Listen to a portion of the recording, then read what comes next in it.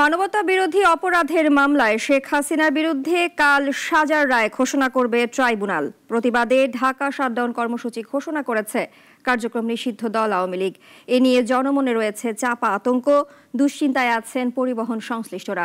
তবে পুলিশ বলছে পরিস্থিতি নিয়ন্ত্রণে রয়েছে। রেজা রায়হানের রিপোর্ট। রাজধানী সহ দেশের বিভিন্ন এলাকার প্রতিটি গুরুত্বপূর্ণ মোড়, অতি গুরুত্বপূর্ণ স্থাপনা, প্রবেশপথ ও সংবেদনশীল এলাকাগুলোতে নেওয়া হচ্ছে 3 স্তরের নিরাপত্তা। আর এইসব আয়োজনই আগামীকাল শেখ হাসিনার মামলার রায়কে কেন্দ্র করে। এরই মধ্যে বিশেষ নিরাপত্তা ছক এঁকেছে আইন প্রয়োগকারী সংস্থাগুলো। তবে সাধারণ মানুষের মনে এ নিয়ে রয়েছে মিশ্র প্রতিক্রিয়া। আপাতত নিরাপত্তা আইন ভুগছি না, যাত্রী স্বাভাবিক আর কি। পরিস্থিতি ভালো, সকাল থেকে আমাদের সব গাড়ি যাচ্ছে, যাত্রী একটু কম।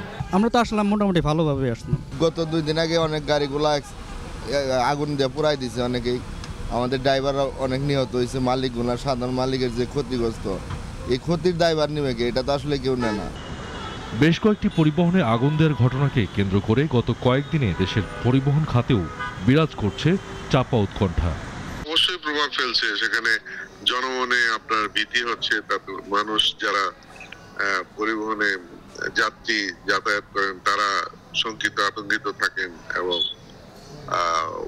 আবার পণ্য পরিবহনেও যারা পরিবহন করেন, আমাদের চালকরা বা যারা আমাদের স্টাফরা, তারা শঙ্কিত থাকেন। এটা তো সকলের জন্য একটা শঙ্কা কাজ করে। পুলিশ বলছে আগাম তথ্যের দিকেই থাকছে বিশেষ নজর। ফোর্সের সদস্যদের রাখা হচ্ছে সর্বোচ্চ সতর্ক অবস্থায়। নগরবাসীর প্রতি আমাদের বার্তাটা হচ্ছে আপনারা পুলিশের উপর আস্থা রাখুন। যদি কেউ কোনো কারণে রাজধানীর আইন শৃঙ্খলা পরিস্থিতি বিঘ্নিত করার চেষ্টা করে, তবে আমরা সেটা আমাদের যে সক্ষমতা আছে সেই সক্ষমতার মাধ্যমে প্রতিহত করতে সক্ষম। 13 নভেম্বরের মতো 17 নভেম্বর ঘিরেও র্যাব সদস্যরা মাঠে থাকবেন। বাহিনীটি জানায় চোরাগোপ্তা হামলার চেষ্টা যারা করছে তাদের শনাক্ত করে প্রতিহত করা হবে।